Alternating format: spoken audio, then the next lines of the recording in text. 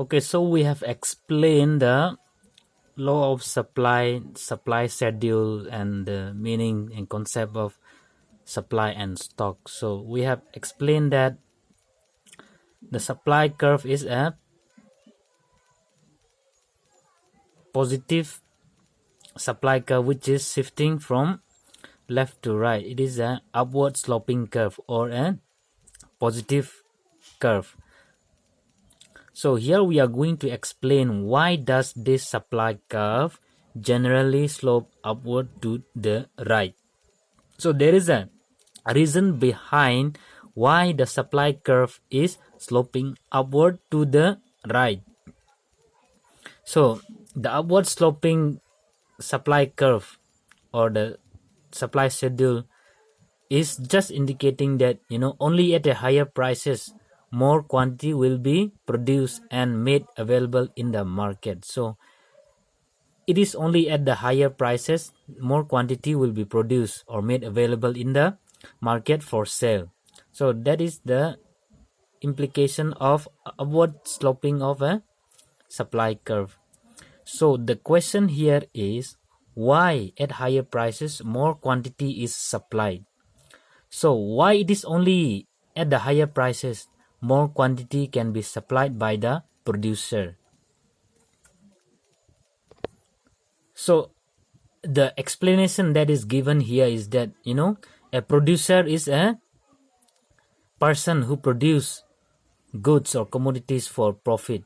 So what it is only at a higher price that a more quantity is supplied by the producer, because the greater profits the producers can generally expect from producing and supplying in the market. So when the price is low, the profits that the producer will get will be less, or there will be no profit at all when he is supplying or producing at a lower prices. So it is only at the higher prices that a producer will produce more quantity, because the greater the profit, the more quantity will be supplied.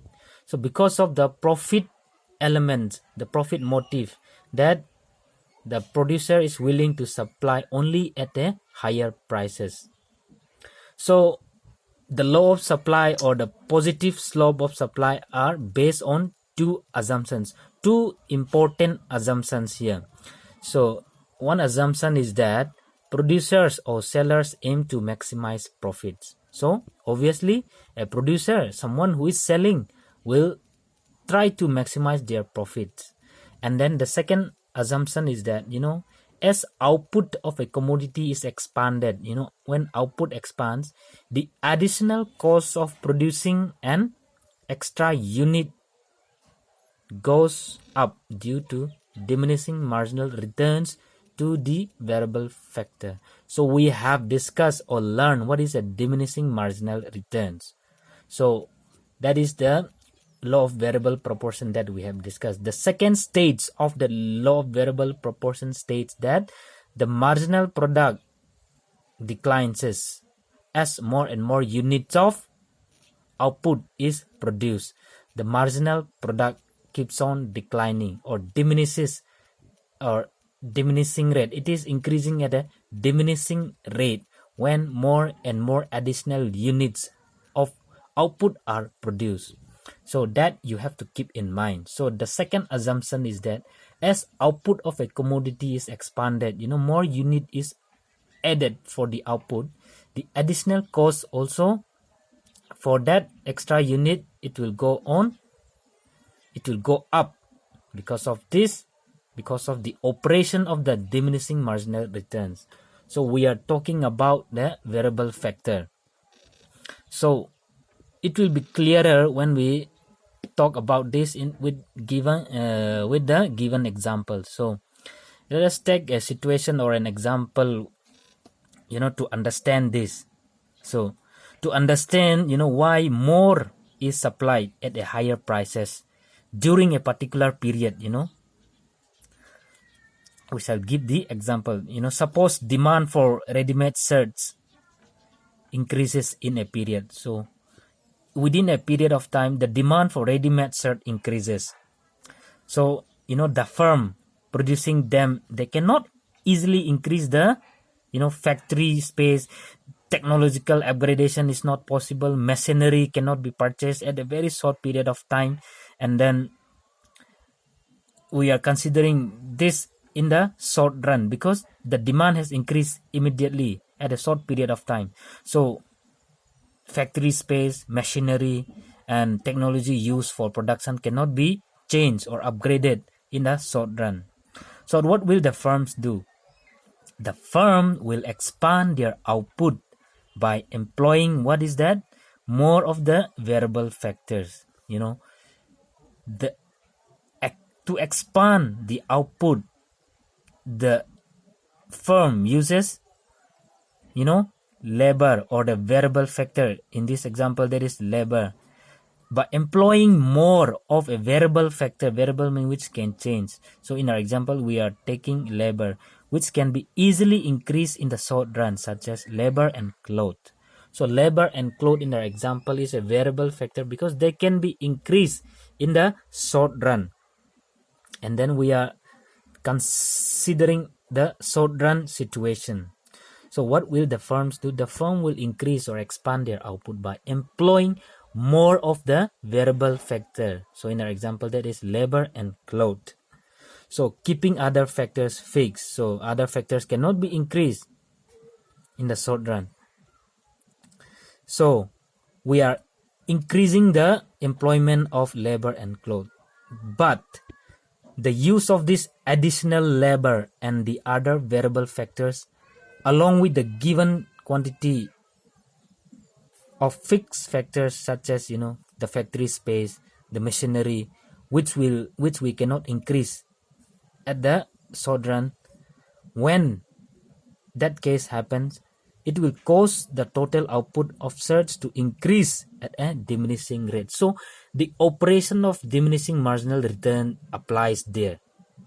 So as we increase the variable factor, that is labor and cloth, in relation to the fixed factor, that is factory space, technology, etc., machinery, the result what we get is the total output of shirts increase at a diminishing rate. So that is the result we got. We employ the variable factor, we use more of the variable factor along with the fixed factor such as factory space, machinery. And when that happens, there is a operation of law of diminishing returns that is taking place that will cause the total outputs of shirts to increase at a diminishing rate. That is important. So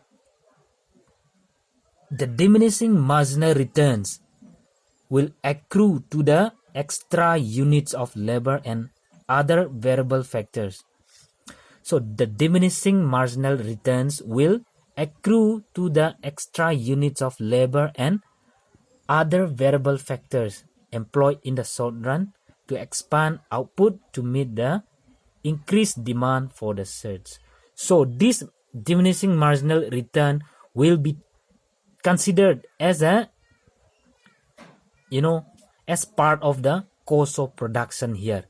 So accrue to the extra units of labor and other variable factor employed in the short run expand output to meet the increased demand for the shirts. So what will a producer do to maximize profit at this situation? To maximize profit, a producer will equate price of a product with the additional or marginal cost of producing a unit of output. So a producer has to maximize his profit, and again he has to meet the increasing demands of the consumer.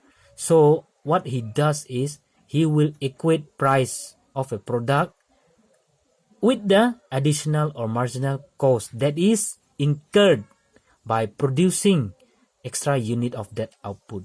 So the cost that is incurred or the additional cost that is incurred in producing the extra unit of output will be taken as a price for that product.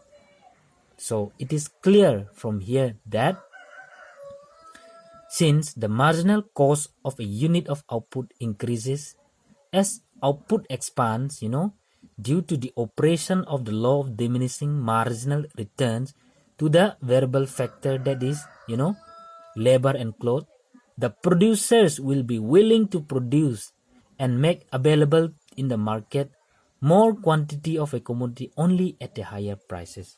So why higher prices, and then why only at the higher prices a producer will produce? It's all because of the operation of the diminishing marginal returns.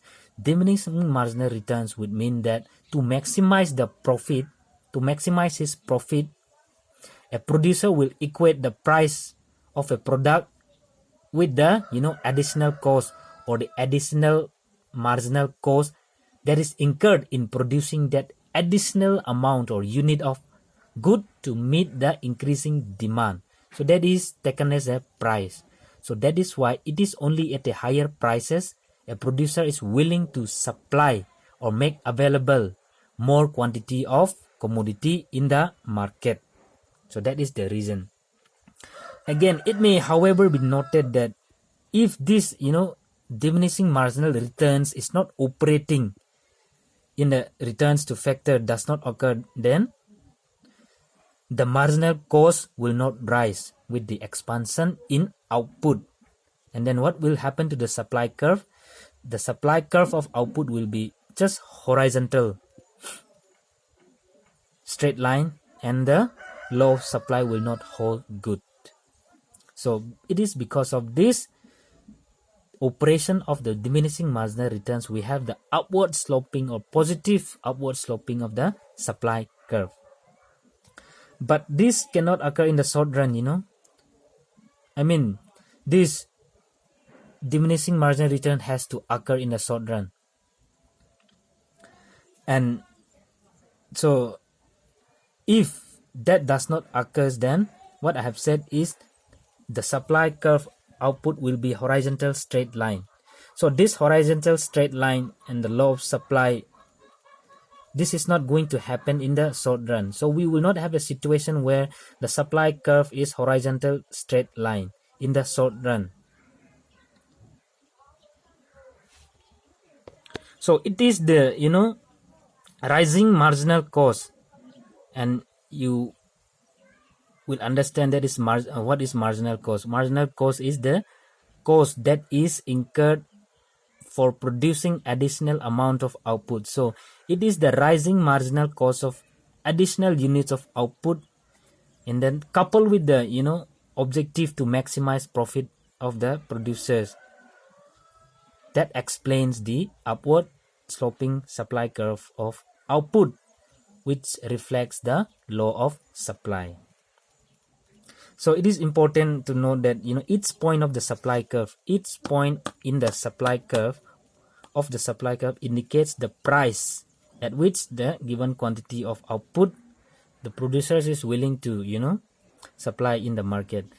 All the points in the supply curve indicates the price, the various prices at which the given quantity of output is able to supply by the or willing to supply by the producers. So the price at which a given quantity of the commodity supplied by the seller is called the supply price. So supply price means nothing but the price at which given quantity of commodity is supplied by the producers. So thus the greater the quantity which the consumer would like to buy, the higher the price necessary to induce the producers to produce that commodity and make it available in the market. So suppose you want to buy a particular product, what you should do is that you should induce the producers by increasing the price of that commodity, so that a producer is induced to produce more of that commodity, because he is going to produce that commodity only when the price is high. So that is all about the sloping upward of the supply curve towards the right.